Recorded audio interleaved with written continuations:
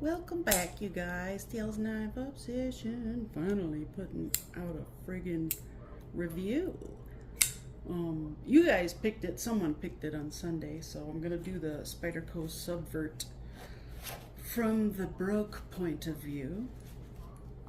So, the reason this here right here is I just want baseline, I guess, and a lot of people are familiar with the QSP Penguin, so I figure why not. So first, you have to be in a certain tax bracket to afford one of these, and I'll show you why. So first, let's start with the frame. It's a solid titanium frame. There's some milling on the inside for weight relief, but this is still substantial. So if you don't like the heavier knives, this one, I don't know, it's really not that heavy. Let's find out how heavy it is. Okay, the titanium penguin weighs 3.3 pounds. I'm sorry, ounces. 3.3 ounces. This is exactly 6 ounces. I'm not sure what it says in the description of if you went to the Spyderco website or anything, but I can say this scale is fairly accurate. I don't see why it would be too inaccurate. I have no way of calibrating it, however. Now take that information and do with it what you will. Back to the Subvert. So yes, okay, we have a full titanium body with, you know, milled out for weight reduction, but as you just saw, it's still relatively heavy, about 6 ounces, I think it said. But you got to take into consideration that these are thick. This thing was built to last and pass on from generation to generation. And I think, in my broke point of view, this would be something that I would love for the collection to pass down if I had a generation to pass it down to. But this is a really cool knife. You can use this in any way you want to. Any big or small, whatever the task is, this thing can handle it. I wouldn't really do a bunch of little tasks with it. I mean, there's not too much precision in this tip, but it does have a tip nonetheless. I love the recurve. I know that that's probably going to be an issue sharpening later, you know, if you end up doing it. I would definitely recommend just, you know, stropping it. For the most part, I'm pretty sure this is gonna stay pretty sharp, even with the strop, for a very long time. Let's see what kind of steel are we working with. Oh man, 20 CV. Spyderco's 20 CV is pretty good too, in my personal opinion. My I don't have a lot of experience with Spyderco's 20 CV, but I feel like I've heard many impressions on the legitimacy of their blade steel, and that's pretty much all I'm going to say about that. I don't really want to talk about legitimacy and all that good stuff because that brings up other issues, but and Spyderco does not have issues. Just a phenomenal brand, and this fits right in your hand, whoever you are, however large your hand is, however small. You know, I'd like to get my mom's picture, my mom's hand. I think I'll put one up on screen right now of my mom's hand holding this, just so you can see a very small hand. So it's really nice. It feels luxurious. It's very hefty. I feel like if you were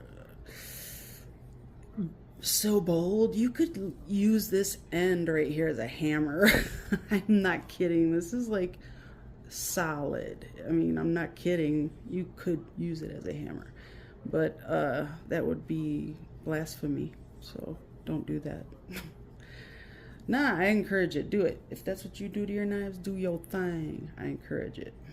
But the way they put the texture on these scales, oh my god, it feels luxurious. That's just like, this knife makes me feel poor, because this knife has more class and is worth more. I'm just kidding. I'm just saying, it just makes me feel like I'm driving a Ferrari. You know, this thing's crazy. I really like it. I really like it. But I don't know of any other variants of this. I've never seen any different scales other than those orange ones, which I think are hideous. And the carbon fiber really brings this to life, in my opinion. It makes it look and feel like the luxurious knife that it is. I feel like when you throw those, but that's another thing though. Put those orange ones on it for those people that hunt or whatever, and they do use their Subvert. Those are perfect for people in that situation. You know, if you take your Subvert camping, absolutely. I think that's a great choice, because you can clean G10 pretty easy. And then carbon fiber is a little bit lighter, so maybe the G10 one would weigh slightly more, but I don't think it would be too much more. The traditional hole deployment, no flipper tab, no thumb studs, nothing. So just strictly hole deployment, just the hole. But that, I can't get over the blade. I just stare at it. It's gorgeous. Look at it. It's like a sword. Yeah. Speaking of, you could probably use it as a sword if you needed to, but that stock is ridiculous. Let's see how they compare. Oh my gosh, it's like, let's say, man, I wish I had batteries for my thing that measures. But look at that. Oh my gosh, it's incredible. If you're familiar with the Penguin, if not, it's awesome. You should get familiar. It's a really good, cheap knife. But yeah, I just wanted to kind of go over this bad boy. Man, is it pretty. I'll get you some specs here. All right, so other than the specs there and a little bit of jibber jabber about it, it's not, I'm not choosing to, or I'm not even going to ask to disassemble this, just because this is a very expensive knife, and I would feel so bad if I were to strip a screw or something. You never know. So I've learned my lesson too many times. Most of you actually know exactly what I'm talking about. So excuse me. But yes, luxury, and it's like hunting, and it's machete-ish. It's like everything. I wonder how it throws. I wonder, has anyone ever thrown a Subvert in my audience? Whoever's watching this, have you ever thrown a Subvert? If you have, leave a comment below stating how it went. I'm curious because of the balance of this knife. It's interesting, but it's still fine. But when it's in your hand, I mean, it's still relatively centered. But when it's in your hand, it does not feel centered. It's weird. It feels like it, well, I guess that is kind of what it does. The way they have just this nice fluid movement, I guess you could say, with it, and how this kind of swells out back here just as well as the blade swells out into a recurve. Man, it's just so well thought out. I feel like they definitely had a specific buyer in mind when they designed this knife with this person that I'm going to put on the screen right here. Boop. Yeah. Really, really beautiful. Just a, man, I've said it before about others, but this is an artifact. It's like art. Just, think about it. If this was dug up 1,000 years from now in pretty decent condition and they could tell what it was, because, you know, Spyderco will still be around long after we're gone. And they're like, oh my God, these were only like $600 back in the day. And then in that day, who knows? Oh man. Anyway, I don't know what else I could say. It's good for so many different applications. Unless you like a crowned spine for any reason, if you like a crowned spine, you're not going to like this one. You have your beautiful 90-degree angle. I would venture to say even a little less than 90-degree angle. So you're going to get a really good whack on your flint or whatever thing you're starting your fire with, you know. It's really comfortable, really nice. Great feeling.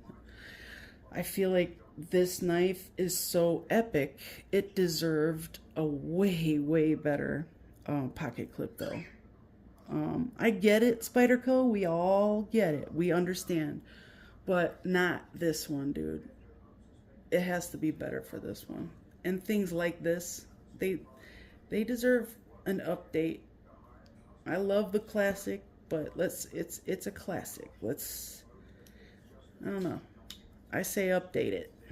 I don't know what you guys think, but comment below and let me know. On that note, I'm gonna have to let you guys, oh wait, we didn't talk about the lanyard hole. So I feel like I have mixed feelings. I do like how it's incorporated, but the only reason you would really need a lanyard with a knife like this, I suppose, would be to hunt and, you know, bushcrafting. So it makes sense on this knife because by every account, this is definitely a working knife, and I'm pretty sure you could skin a deer with ease. I'm 100% positive. But the lanyard hole, I think it's done well. It's kind of weird right here for me. And I would imagine that men or people with larger hands may get a little bit of a hot spot, but it's not bad at all. I mean, even trying to feel the hot spot, it's not bad. So it's a great knife. It really is. It suits a lot of different users. So anyway, I would recommend it if you're looking for a $600 knife that you can pass down to generations and skin a deer in a half hour with. You got this bad boy right there. Smooth as butter. Love it. And I love you. See you soon. Now you want me to open it, right? Nice job, Mom. And she even disengaged that block bar. Surprisingly, not bad at all. Yeah, and she still has her thumb. Yeah.